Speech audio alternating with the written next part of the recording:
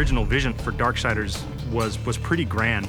And we weren't able to execute on that fully in Darksiders 1, but Darksiders 2, a lot of the stuff we really wanted to have in there, like loot, like skill trees, leveling up, a big world that you could explore at your leisure, getting new abilities that allow you to then see more of that world. We get to do a lot of that in Darksiders 2, and we're really excited about it.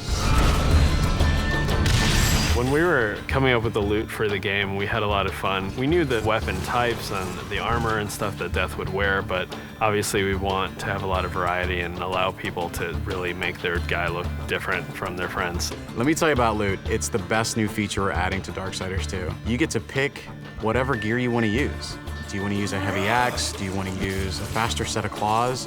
Do you prefer extra fire damage? Do you want added strength? Do you want added stamina? There's got to be thousands of pieces of loot. I mean, not is there a bunch of visual combinations, there's a bunch of statistical combinations. Of course, you're going to find just common stuff, and then you're going to start to find some that have magical properties. You're going to get some that really are loaded up with stats, and eventually, our top tier loot is called possessed weapons, and those are going to be a lot of fun because they stay with you, and you're actually able to take items that you found, and you can feed those items into the possessed weapon to increase their power. Essentially, the possessed weapons level up with you based on how often you feed them with the loot that you don't want anymore. And I think it's that tier of loot that we're introducing that's going to be the most exciting. In Darksiders 2, we've got a skill tree. There are two major sides. You've got the Necromancer side and the Harbinger side. The Harbinger is more warrior-based, melee, in-your-face, hand-to-hand combat, weapon-based combat. Necromancer is your spellcaster.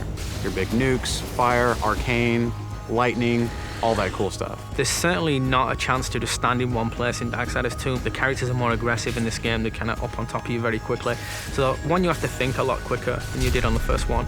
But because you've got so many different tools to handle that combat now, players can handle it in a lot of different ways. They can hold back and use a lot of the magic if they're not very good at the melee combat, but you can also get in and get through from a very up close and personal style of gameplay. So it's really down to the type of player who's playing the game.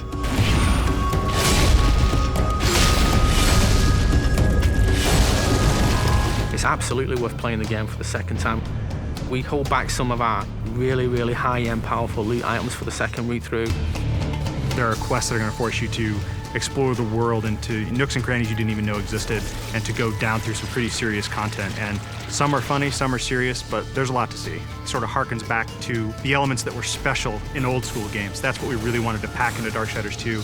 We want people to sense our passion. It's a game made for gamers by gamers.